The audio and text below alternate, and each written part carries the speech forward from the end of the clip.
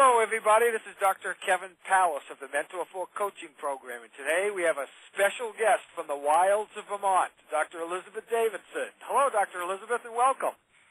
Hello, Dr. Kevin. Thank you. Yes. Well, tell us a little bit about your story in the creation of your solo practice. Well, I started a practice by myself right out of school and had really no idea what I was doing and no support with it. Welcome to the club, right? Yeah, surprise, surprise. It never grew very much. I didn't really have any procedures. I didn't really have much for communication skills, and really had no support with anything. I mean, my family didn't know what I was doing. No one in my town knew what I was doing. So very challenging, rather disappointing, not very fun for quite a while. Then I got this flyer in the mail from the New Renaissance, and it looked like exactly what I'd been looking for. You know, I'd tried a couple coaches before because I knew I needed some help, but neither one was really what I wanted. One of them was all about doing events in your office, but nothing about personal development or development as a doctor. And sure. The other one was just even worse.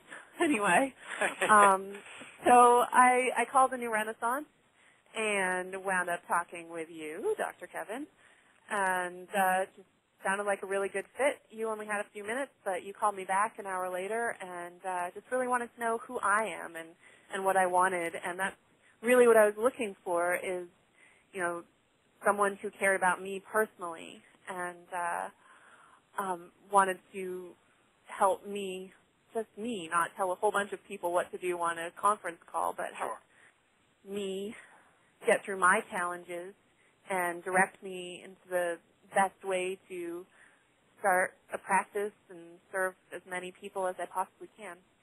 And you mentioned something, too, about came out of school, because a lot of people listening, they have great degrees and they have great doctor skills, but could you touch a little bit on the difference between communication and relationship skills rather than doctor skills, the stuff that, you got a diploma. This is a little bit different skill set, if you will. Yeah. Well, obviously, you come out of chiropractic school and you know how to do a physical exam, all the technical parts of it, and you know how to do, an adjustment, you know how to touch a spine, hopefully, anyway. That's what you're there for. But, you don't come out of there really knowing how to talk to people. There's nothing about building relationships with people or setting boundaries with people or any of that, or even, and I'm a Sherman graduate, so, we do a lot of patient education and subluxation-based and all that. Yes. So, we're all about true chiropractic, keeping people well, not just fixing their back pain, and cash practices, not billing insurance for every little possible thing. But even still, they never teach us how to communicate that the whole anything, really, we know what subluxation is, but we don't know how to describe it to someone else. We know what health is, but we don't know how to make urgency for people to want it. Where did those communication flaws show up? Like, during what part? The handling of money, people coming in, new people? Where did those flaws or those lack of skills, where did they show up? Because this is important. All of the above? Yeah, especially about recommendations and report of findings and people following through and compliance. Yeah, first of all, you trying to get new people in the doors. As a new practitioner, you got to get those new people or you got nothing going on. Sure. You need to know how to communicate to them, and I really didn't know. And then once you get them in there, you have to know how to get your message across so they want to keep coming to see you, how to connect with them so there's a relationship there, and so that they want to pay you and want to follow your recommendations, and so they can get well. Yes. And so they can get their kids well. You bet. So on. When you started your own practice, was it scary because did most of your classmates, they all start their own practices, or what was your experience there? Well, I wasn't really scared, I guess, because I didn't really know what I was getting myself into. I just kind of went for it. Quite a few of my classmates were looking for associateships. I got offered 3 different associateships, but that just wasn't something that I wanted to do. I knew I wanted my own practice. Sure. A lot of my classmates, I'm 4.5 years out of school, and a lot of them are teaching high school right now. Yes. Some of them are teaching at the college level, but, yes. You go get a doctor of chiropractic, and I sure wouldn't want to be teaching high school. I want my hands on people. I want to be seeing people get well every day. You betcha. Yeah, that's what's exciting. When you were having your experience, you've had other people coach you, etc. What were you looking for in a coach? If you had a little bit of a checklist, and I know it's real hard to put in words, but what were you looking for in a coach? Well, I knew that I needed some help with myself. I didn't know exactly what I was missing, but I knew there was something going on that just, doing events in my office or whatever was not going to help. I knew I needed... You knew that much, did you? Yeah, I knew I needed some help with myself on an individual level.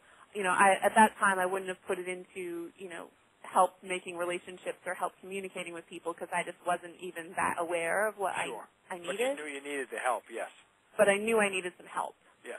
And then I didn't even really know about having procedures in your office. I mean, that's not really something you learn so much in school.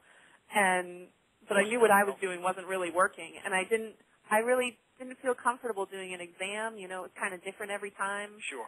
So I was trying to figure out what worked. Consistency, yeah, for sure. So, and when there's no consistency, then, people can sense that because you're not practiced. It's not very professional if you're not being consistent because you're making up something new every time. You bet. So I was looking for a combination of things. I was looking for office help and procedure help. How do I actually build this practice? Yes. But I was also looking for personal help, like how do I connect with people? How do I become a doctor, rather than, just a recent graduate? Or technician, sure, absolutely. So I knew I wanted, more than I was getting, and a few different things. And then to have, I've always been interested in, service, I guess, and making the world a better place.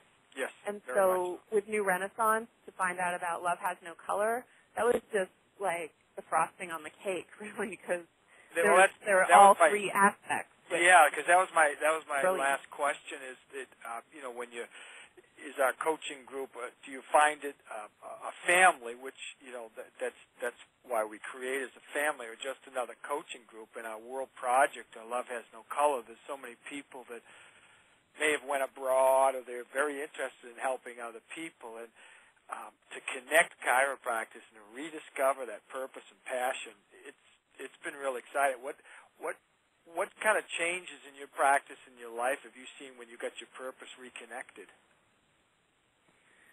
Well, I actually closed my first practice, moved to a completely different town, and started over because I just felt like I was really a new person after coaching with you guys for, I don't know, it was only like 6 months.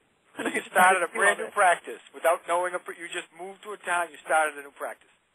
Yeah.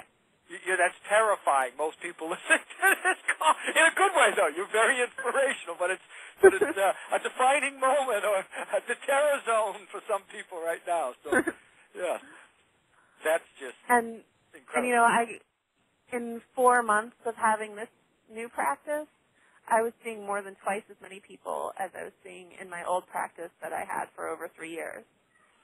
That's impressive. And about half of that kids.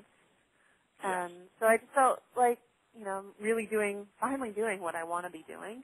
That's a good way of putting it, finally doing what you'd like to be doing, because you had all that incredible ability, the purpose, the love for chiropractic. You have this willingness to serve, but if we don't connect it, boy, maybe the last thing you can say with our interview here is that if you're not doing these things, does it create frustration in your life, having all that talent and not being able to use it?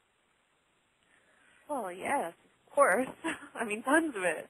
And Oh. that's one thing that I was just going to mention is, like, since I've been with the program, I finally feel like I'm really me. Yes. And so that I can, I feel like I'm really living my life. Yes. Which I wasn't really doing that before. It's a great feeling, isn't it? It is. And to really Yes. be proud of that me, if you will, is very, very. It's something that it isn't just peculiar with you. Everyone wants to be that me that we can all be proud of. And boy, I tell you, you've just grabbed the proverbial bull by the horns, and we couldn't be any prouder of you. Really making a difference in people's lives. And I tell you, what we're going to do is we're going to end this interview here, Dr. Elizabeth, but we're going to be having another interview with you, so our listeners will be able to hear more of Dr. Elizabeth Davidson from the wilds of Vermont. And stay tuned for the next time we talk to Dr. Elizabeth. And thank you for all for listening. Goodbye. Bye.